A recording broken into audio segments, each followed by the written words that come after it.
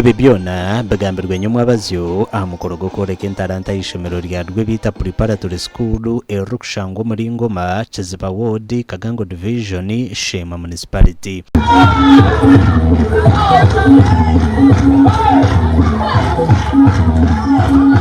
Adrien Katusime Mwebesa ohereze kutwara bendera y'obunyishengero kaze ya NRM habwa district ya Sheema kandi biraryo mugenyi mukuru agambira abazire ngwe bindi byona babikore bitu batebwo kwera abana babo fizi. Kubaasa kureta omworo na n'omugiiga bakashitama hamwe bakagamba nakacumu wabo tine chikuzaro omuka yawe kokweza kwesheka burangi tine chazara omenengu wao abo kuba emikono yawe tekuza kumara emikono yeberteko rabana bakumyashatu.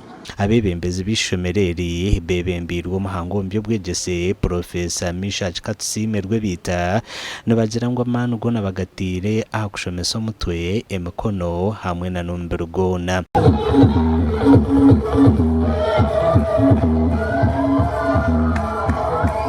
Chamuka cha yavera yake hapo tuliita kadinji so tukoze no kurangwa abana twatandika practicals mwana na yega ibyo mu class konka ya tarebere tukigero mission na atakiye kwatire takwede kandi abana hani kushomesa imyuga nyinshi kandi kushomesa kwitu kurimo kukozesa emikono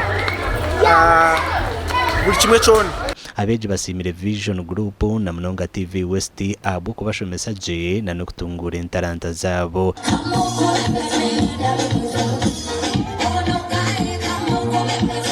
Thank the Vision Group because it has done much things through the country and all over the world, especially TV West and Toto magazines. Our meals are healthy and balanced. Our teachers live within the school premises and are always there for us.